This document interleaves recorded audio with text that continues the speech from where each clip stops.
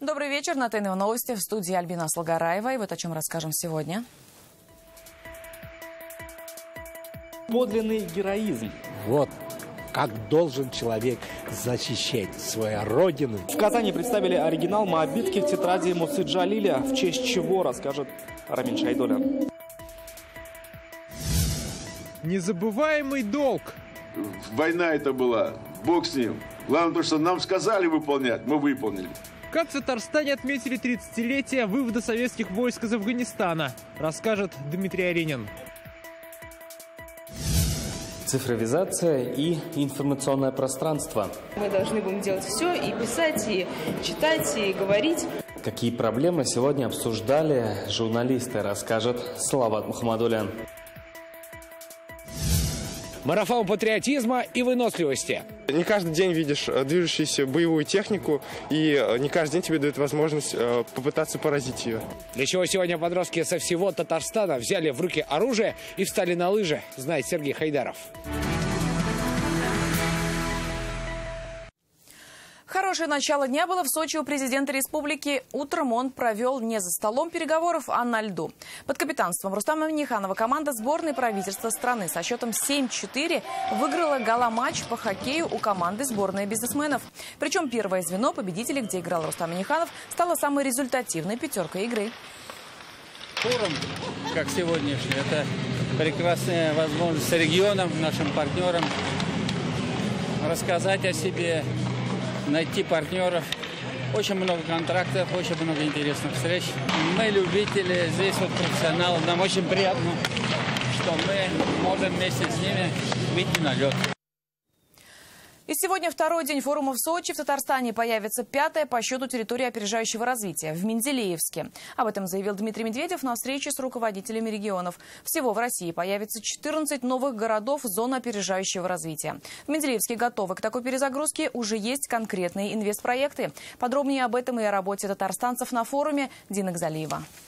Менделеевск, Татарстан. Прозвучавшая сегодня в Сочи новость о том, что Менделеевск получает новый статус территории опережающего развития, не стала неожиданной, но долгожданной точно. Теперь 5 городов республики имеют выигрышные позиции. Это право дает им возможность вводить особый режим для предпринимателей. В торах действует льготное налогообложение, легче привлечь инвесторов. Все это в итоге должно помочь территориям преодолеть зависимость от городообразующих предприятий и должно, что, наверное, самое главное, привести к созданию новых рабочих мест. Сейчас в Татарстане по таким правилам уже трудятся в Набережных Челнах, Нижнекамске, Чистополе и Зеленодольске. Что касается Менделеевска, есть соглашение о намерениях реализовать 15 инвестиционных проектов, строительство молочного комплекса, выращивание рыбы, производство корпусной мебели и многое другое. Новая веха в развитии города позволит создать более чем 600 новых рабочих мест. Это все точки роста, заявил Дмитрий Медведев на совещании с руководителями регионов, участие в котором сегодня в Сочи принял Рустам Минниханов. О точках роста для городов и поселений заходит речь и на встрече татарстанцев со специалистами агентства стратегических инициатив. И новая инициатива по стимулированию активных и предприимчивых в городах и селах уже появилась. 100 городов – это еще одна инициатива, в которой, безусловно, мы приглашаем к участию лидеров сообщества в городах, муниципалитетах. Молодых активных ждут и в Татарстане. На предстоящем чемпионате WorldSkills на стенде республики подробно показывают и рассказывают о самых интересных компетенциях соревнования. Например, робототехники. Здесь представлены как раз компетенции, которые позволяют молодым профессионалам создавать, придумывать и уже в школе разрабатывать интересные вещи для автопрома. Работу татарстанцев в Сочи активно освещали федеральные СМИ. Главный ньюсмейкер, конечно, Рустам Минниханов. На обсуждениях темы региональной политики вновь зашла речь о национальном проекте «Жилье».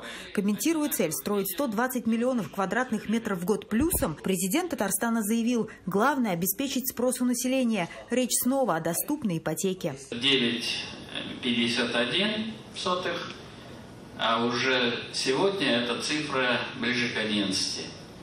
Это ничего хорошего, потому что вот мои коллеги тоже говорят, вот, Мордовия, у нас 16 700 квартир сегодня не реализовано, новых квартир. Деньги любят счет, уверены представители всех регионов. Некоторые на своих стендах это наглядно и демонстрируют. Какой объем инвестиций удалось привлечь в Татарстан в результате работы делегации на Сочинском форуме, специалисты посчитают позже. Одно очевидно, новых дружественных партнеров у республики прибавилось. Дина Газалиева, Матвей Шинкаренко, Александр Ярошов, ТНВ, Сочи, Краснодарский край. Герою слава! Сегодня в России отмечают день рождения поэта-героя Мусы Джалиля. 15 февраля ему бы исполнилось 113 лет. До сих пор Мусу Джалиля называют непокоренным за то, что остался верен родине и погиб. В плену Джалиль написал около сотни стихов, которые позже станут легендарными моабитскими тетрадями. Ко дню рождения поэта Рустам Минниханов в своем инстаграме выложил ролик, в котором звучит один из тех стихов «Тау Елгаса» о тоске по родной природе.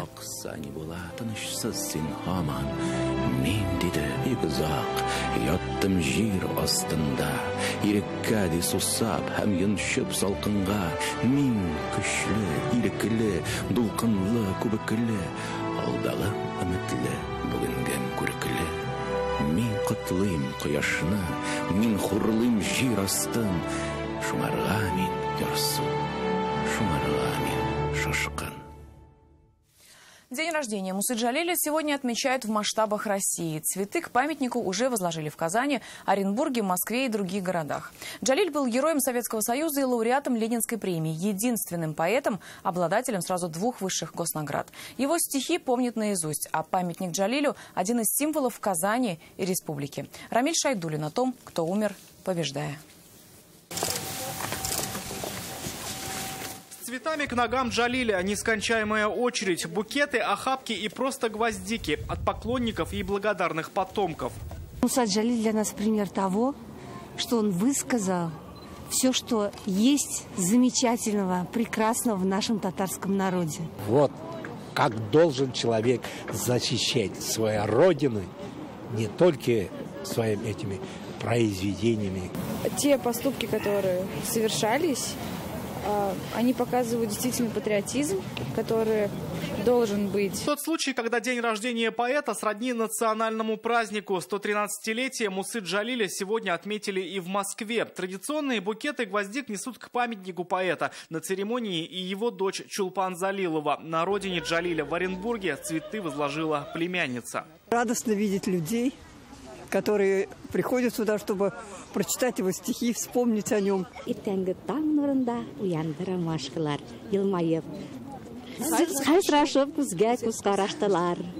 Назлады жил аларны тибрәтеп ак шукларын, таң сип төсләренә хуш исле саф шыкларын. Чәчәкләр кайфланып, җай гына селкендерә.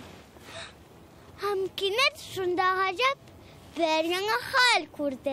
по сей день эти строки знакомы практически каждому, и все помнят, что прежде чем они увидели свет, стихи прошли через застенки концлагерей. Муса Джалиль писал их в плену, где уже, будучи обречен на гибель, до последнего боролся с фашизмом.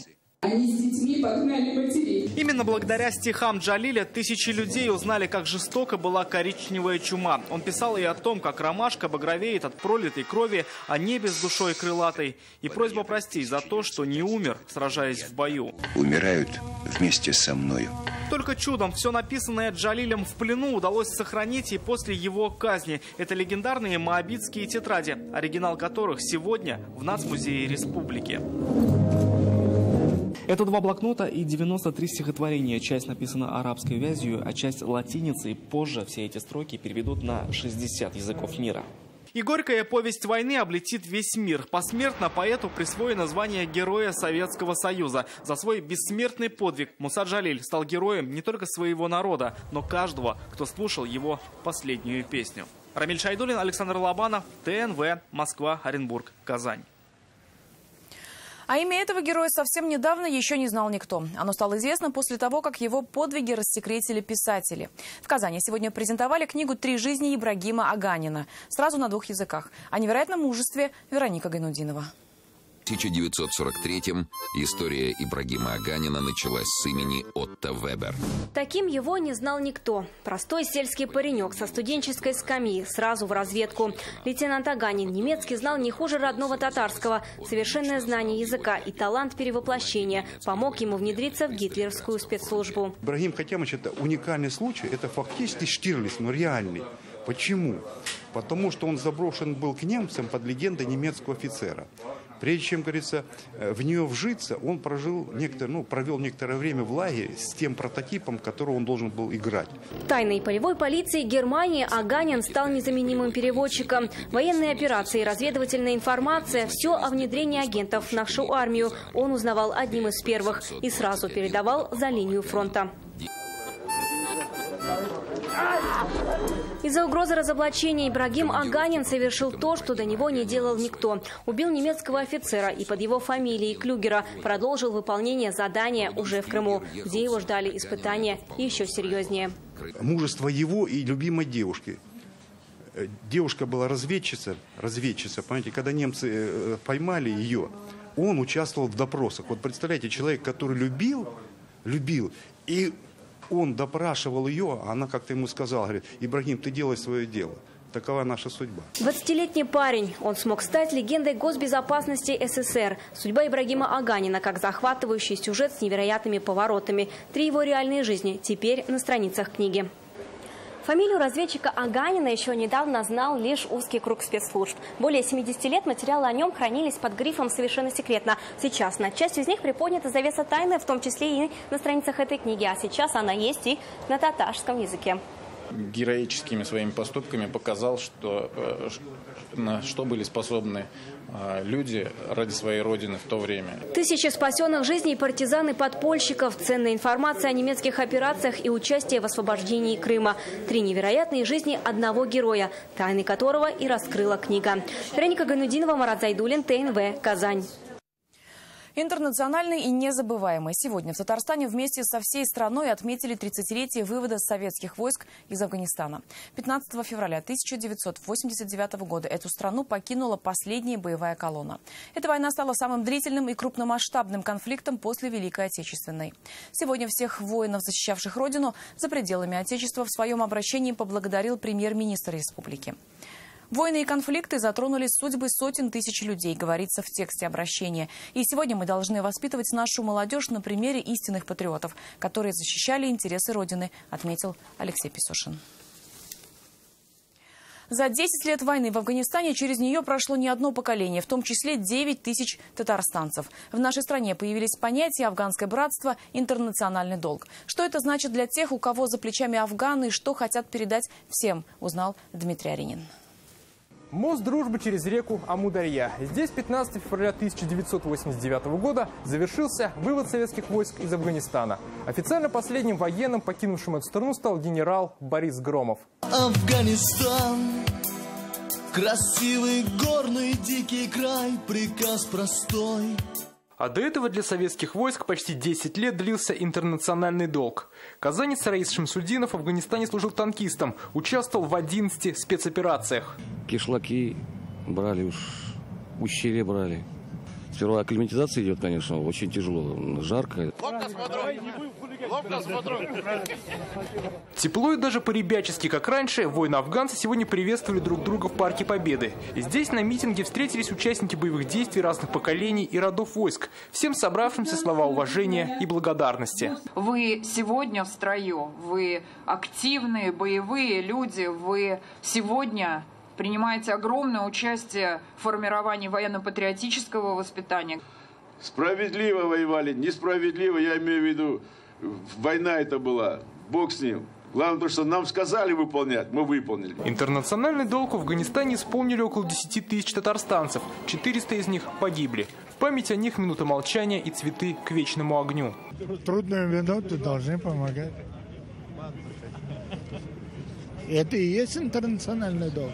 Там плечо об плечо, друг об друга. Не могу больше сказать, у меня слезы текут. По сути, наши войска, я даже так сказал, продлили существование СССР на 10 лет. Почему? Как только вышли оттуда, через пару лет все, Союз развалился, потому что американцы сделали горячую точку Таджикистан, Узбекистан. Афганистан сегодня вспоминали в Госархиве Республики. Здесь представили фотографии и письма участников боевых действий. О войне писали и в стихах. Дальше было интересней. Проезжал Кандагар, видел бой в самой натуре. Тут разрывы, там пожар. Торжественные мероприятия с митингами, возложением цветов и встречами воспоминаниями сегодня прошли по всей республике.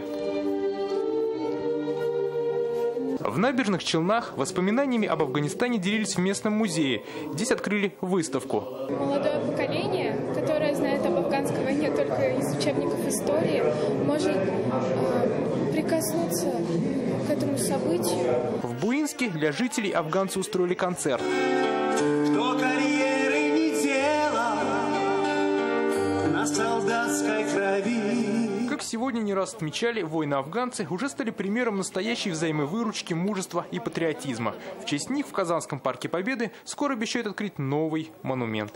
Дмитрий Аярин, Данил Филатов, ТНВ. К патриотической теме мы вернемся чуть позже, а пока вот о чем пойдет речь далее.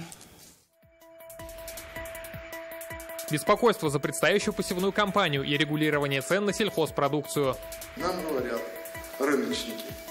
Пусть не берут у него, если у него дороже. Пусть у Ивана берет, а у Петра не берет. Какие проблемы озвучил сегодня Фарид Мухаммедшин во время рабочих поездок в районы, расскажет Рамиль Галиуллин.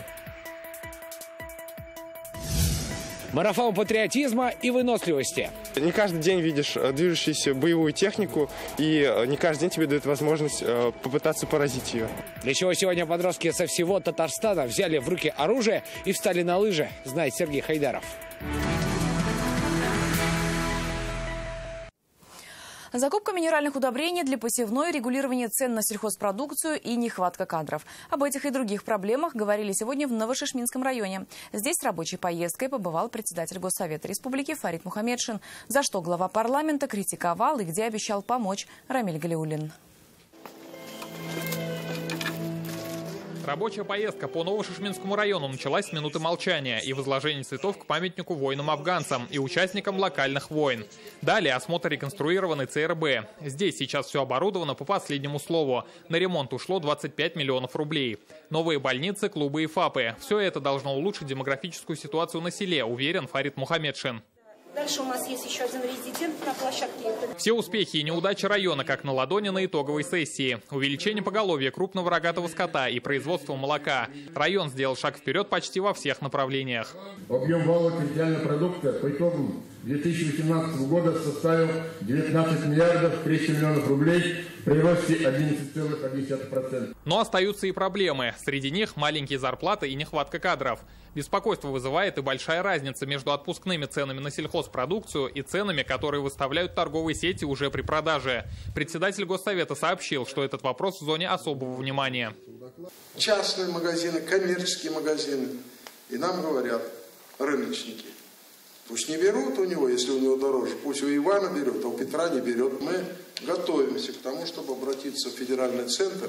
Сейчас аргументацию собираем и предложение формируем, чтобы регулировать торговую наценку каким-то низшим пределом и верхним пределом. По словам Фарида Мухаммедшина, беспокойство вызывает предстоящая посевная кампания. Отсутствие средств на минеральные удобрения – общая проблема всех сельхозрайонов. Начать решать этот вопрос депутаты намерены в конце февраля. Рамиль Галиуллин, ТНВ, Новошишминский район. Большая нагрузка, рост дел о банкротстве и развитие ВКС практики. Основные итоги сегодня подвел арбитражный суд Поволжского округа. Здесь говорили и о том, как упростить работу суда и сделать ее прозрачнее, и о том, как снизить нагрузку на судей. Тему продолжит Юлия Муратова. Руководствуясь статьями 287-289 Арбитражного процессуального кодекса Российской Федерации, судебная коллегия постановила. И таких судебных решений Татьяна Федорова выносит около 25 в месяц. Работает в суде уже 20 лет. Говорит, нагрузка растет с каждым годом. В общем-то, это показатель, так скажем, доверия, наверное, к суду, поэтому мы не переживаем за этот момент, вполне нам по силам. И с техническим обеспечением очень все хорошо.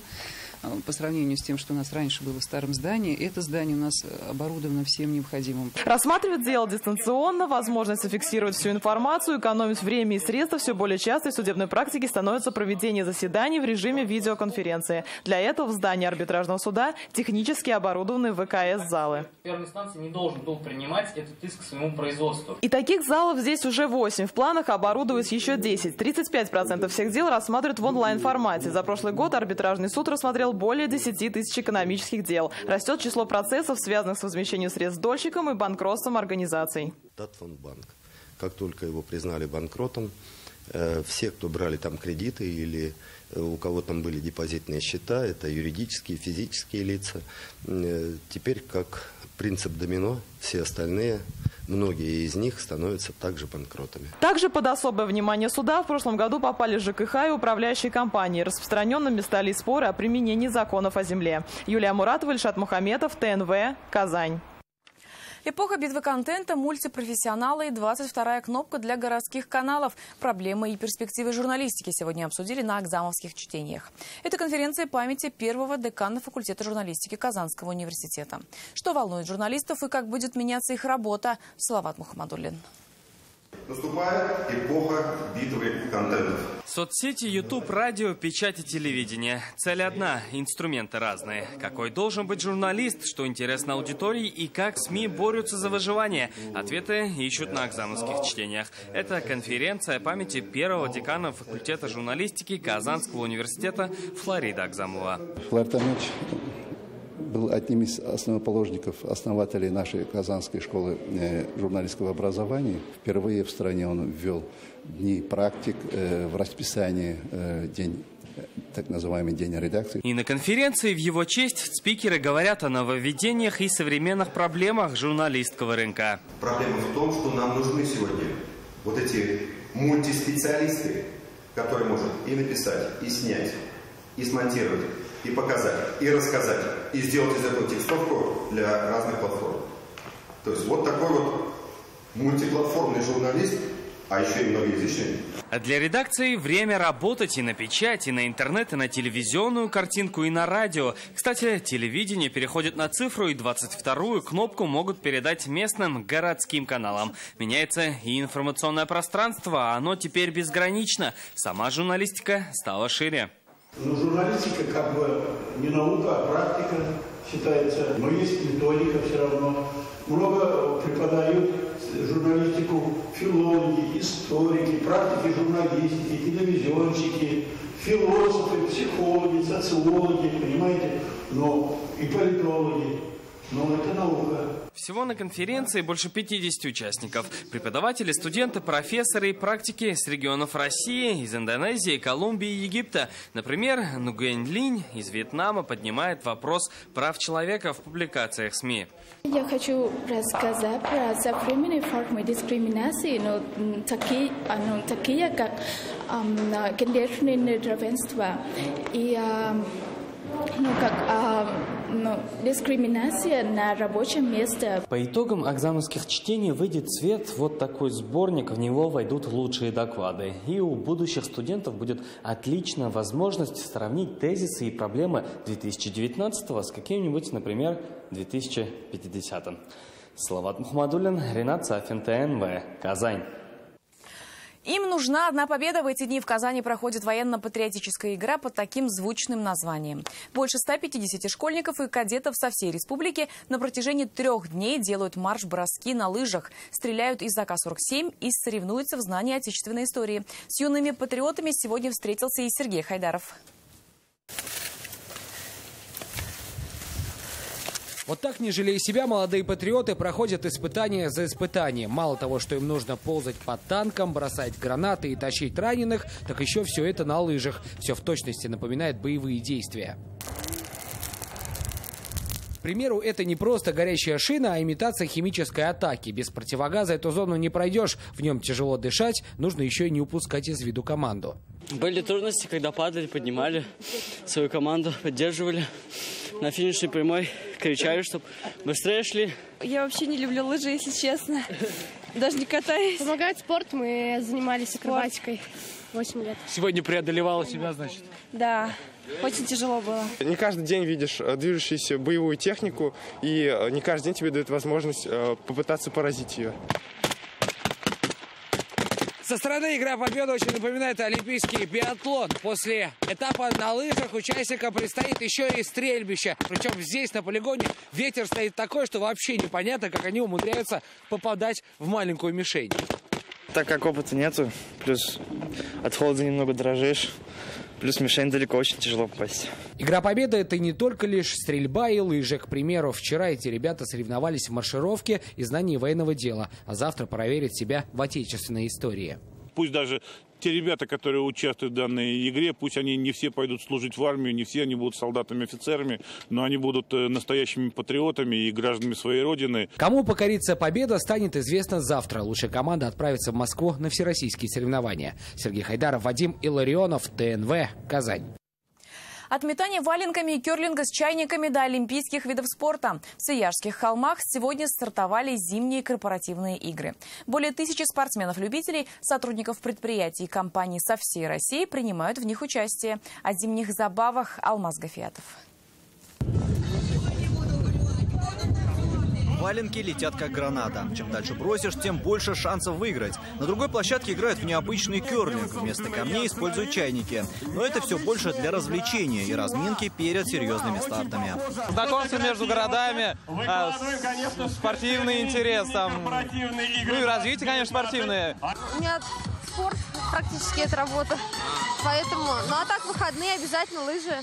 Здесь нет ограничений по возрасту, полу или должности. Каждый желающий сотрудник мог заявиться на свой любимый вид спорта. Объединяют такие соревнования. Действительно, мы здесь собрались спортсмены с разных подразделений. Так как мы страна более северная, да, чем южная. Горные лыжи, беговые лыжи, различные виды. В течение 3 дней будут проходить спортивные состязания по различным дисциплинам. Часть мероприятий запланирована на выездных объектах. В футбольно-атлетическом манеже, во дворце спорта и тренировочном центре «Олимпиец» в Казани. Развитие в коллективах, корпорациях вот такого спортивного духа через призму соревновательного мероприятия. А вот для этого Татарстан и Казань, конечно же, готовы. Сотрудники предприятий страны ведут борьбу за чемпионство по 30 различным дисциплинам, а главное, здесь нет проигравших. Каждый любитель спорта уже является обладателем звания «Самый спортивный сотрудник своего города и региона». Алмаз Гафиатов, Марат Зайдуллин, ТНВ, Казань. А далее в выпуске прогноз погоды. Я же не прощаюсь. Увидимся в 21:30.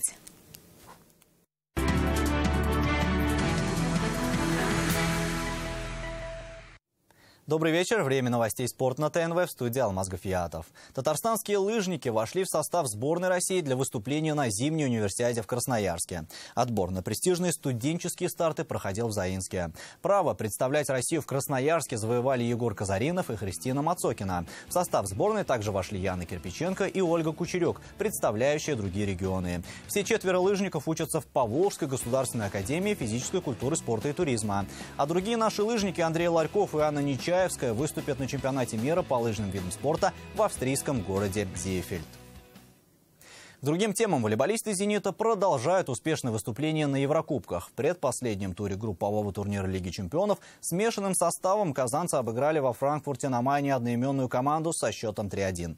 5 побед из 5 зенитовцы пока радуют своих болельщиков. Стартовый состав гости выставили смешанный, однако немцы догнать россиян так и не сумели. Лишь в третьей партии хозяева минимально выиграли сет. Дальше на площадке солировали казанские спортсмены. Итоговый счет 3-1 за тур до конца группового турнира. «Зенит» с 5 победами в 5 матчах обеспечил себе первое место и выход в плей-офф. Тем временем в Актанышском районе завершился турнир по национальной борьбе, посвященный памяти Мусы Джалиля. 56-й чемпионат собрал более 400 борцов из 50 команд республики. Чемпионы в каждой весовой категории получили звание мастеров спорта по борьбе «Крэш». По итогам состязаний в командном первенстве победителями стала сборная Тюльчинского района. На второй строчке хозяева актанышцы. Замкнули тройку призеров представители Альметьевской школы борьбы. Вслед за республиканским чемпионатом Актаныш примет и российское первенство. Он стартует завтра. В этом году впервые 2 турнира пройдут вместе. На вторые старты заявились около 130 борцов из 15 регионов страны. И федерации по национальной борьбе, районы, где проводятся эти турниры, это совместный труд. И в этом случае вот то, что актанышцы взяли на себя эту заботу, мы только благодарны, поскольку это непростая задача. И это все новости спорта к данной минуте. Будьте здоровы, занимайтесь спортом. До свидания.